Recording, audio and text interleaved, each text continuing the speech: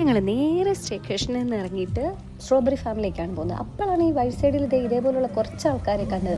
നമ്മുടെ നാട്ടിലെ പോലൊന്നും അല്ല കേട്ടോ, ഇങ്ങനെ പശുക്കളെ പോലും ഇങ്ങനെ അവർ മേയാൻ വേണ്ടിയിട്ട് അഴിച്ചു വിട്ടേക്കുക. ഞങ്ങളങ്ങനെ വഴി സൈഡിൽ നിന്ന് ഒരു അപ്പാപ്പൻ ഞങ്ങളെ വിളിച്ചുകൊണ്ട് സ്ട്രോബെറി ഫാം കാണിക്കാൻ വേണ്ടിയിട്ട് കൊണ്ടുപോവാണ്.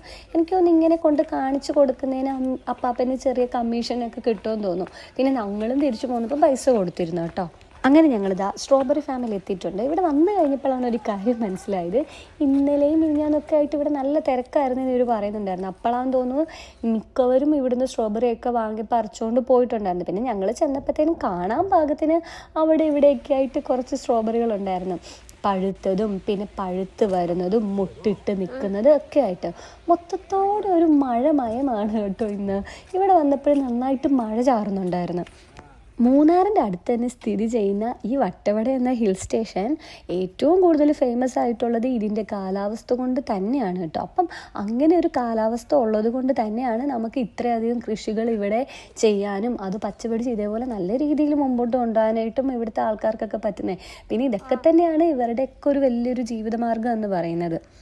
പിന്നെ അവിടെ കുറച്ചേറെ സ്ട്രോബെറികൾ പഴുത്തൊക്കെ ഉണ്ടായിരുന്നു. അപ്പോൾ നമ്മൾ അതിൽ നിന്ന് നല്ലത് നോക്കി നമ്മൾ കുറച്ച് പറിച്ചു, പിന്നെ അവരും കുറച്ച് പറിച്ചു. അങ്ങനെ ഞങ്ങൾ ഏകദേശം കുറച്ചധികം സ്ട്രോബെറി വാങ്ങിയിട്ടുണ്ടായിരുന്നു വീട്ടിലേക്ക് കൊണ്ടുപോകാൻ. ഇത് ക്യാബേജ് തോട്ടാണ്, അവരുടെ തന്നെ കൃഷിയാണ് ക്യാബേജ്. പിന്നെ അതിൻ്റെ അപ്പുറമായിട്ട് മറ്റ് പല കൃഷികളും ഉണ്ടായിരുന്നു. ഇപ്പം ഇതൊക്കെ ഓരോ വ്യക്തികളുടെയാണ്, അതായത് പ്രൈവറ്റാണ്, ഗവൺമെൻറ്റിൻ്റെ അണ്ടറിലോ അങ്ങനെയൊന്നും വരുന്നതല്ല. ഇതൊക്കെ അവരവരുടെ കൃഷിസ്ഥലങ്ങളിൽ അവർ തന്നെ ചെയ്യുന്ന കൃഷികളാണ്.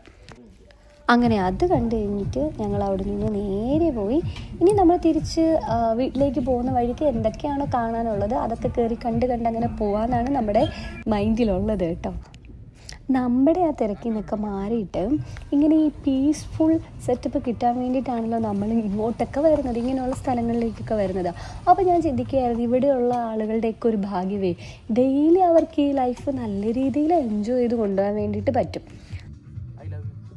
ഇപ്പം ഈ കാണുന്നത് ഭയങ്കര അൺഎക്സ്പെക്റ്റഡ് ആയിരുന്നു കേട്ടോ. ഞാൻ ഒട്ടും പ്രതീക്ഷിക്കാത്തൊരു കാര്യമായിരുന്നു.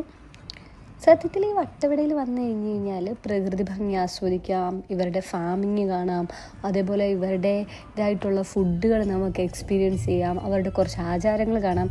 അങ്ങനെ ഒരുപാട് കാര്യങ്ങളുണ്ട് കേട്ടോ. എല്ലാവരും മൂന്നാർ വന്നു കഴിഞ്ഞാൽ എക്സ്പീരിയൻസ് ചെയ്യേണ്ട ഒരു സ്ഥലം തന്നെയാണ് വട്ടവട. പിന്നെ നമ്മൾ പോകുന്ന റൂട്ടിനെ പറ്റി പറയേണ്ട കാര്യമേ ഇല്ല. രണ്ട് സൈഡിലും തേയിലത്തോട്ടങ്ങളും മരങ്ങളും കുന്നുകളും അങ്ങനെ കുറേ കാഴ്ചകൾ കണ്ടിട്ടാണ് ഞങ്ങൾ വന്നത്. അതേപോലെ ഞങ്ങൾ എല്ലപ്പെട്ടിയാണെന്ന് തോന്നുന്നു, അങ്ങനെയാണെന്ന് തോന്നുന്നു ആ സ്ഥലത്തിൻ്റെ പേര്. അവിടെ എത്തിയപ്പം ഞങ്ങൾ ഇറങ്ങി ഒരു ബോണ്ടായും ചായയൊക്കെ കുടിച്ചായിരുന്നേ. അവിടെ നിന്ന് നേരെ ഞങ്ങളിത് ഇപ്പോൾ വന്നിരിക്കുന്നു കുണ്ടള ഡാമിലേക്കാണ്. ഇത് മൂന്നാറിൽ നിന്ന് ഏകദേശം ഒരു 20 കിലോമീറ്റർ മാറിയിട്ടാണ്. ഈ ഡാമിന് ചുറ്റും കാണാൻ ഭയങ്കര രസമാണ് കേട്ടോ. കുറേ പച്ചപ്പും മലകളും അങ്ങനത്തെ കുറേ ഒരു ഫീലാണ് നമുക്ക് കിട്ടുന്നത്. ചെറി ബ്ലോസം സീസൺ ആയതുകൊണ്ട് തന്നെ ഈ പിങ്കിഷ് കളറിലുള്ള കുഞ്ഞു പൂക്കളെ ഞങ്ങൾക്ക് കാണാൻ വേണ്ടിയിട്ട് പറ്റി. വീഡിയോയിൽ കാണുന്ന പോലെ അല്ല കേട്ടോ, കുറച്ചുകൂടെ കാണാൻ നല്ല രസമാണ്. നമ്മൾ നേരിട്ട് കാണുമ്പോഴത്തേനും നല്ല ഭംഗിയാണ്, നല്ല പിങ്കിഷ് കുഞ്ഞു പൂക്കൾ കാണാൻ വേണ്ടിയിട്ട്. അങ്ങനെ ഞങ്ങൾ നേരെ നടന്നു പോകുന്നത് ആ ബോട്ടിംഗ് ഒക്കെ നടക്കുന്ന സ്ഥലത്തേക്കാണ്. അതിൻ്റെ സൈഡിൽ കുറേ കടകളൊക്കെ ഉണ്ട്. അവിടെ നമുക്ക് തേയില, മറ്റേ കളിപ്പാട്ടങ്ങൾ, പിന്നെ തണുപ്പിന് വെക്കുന്ന തൊപ്പി, അങ്ങനത്തെ കുറേ സാധനങ്ങളൊക്കെ അവർ വിൽക്കുന്നുണ്ട്. നേരെ ഞങ്ങളിത് പാസ് എടുത്തിട്ട് ആ ഒരു ഏരിയയിലേക്ക് വന്നു. അപ്പം ഇവിടുത്തെ ഈ കാഴ്ചയും കണ്ടിട്ട് നേരെ ഞങ്ങൾ വീട്ടിലേക്കാണ് പോയത്.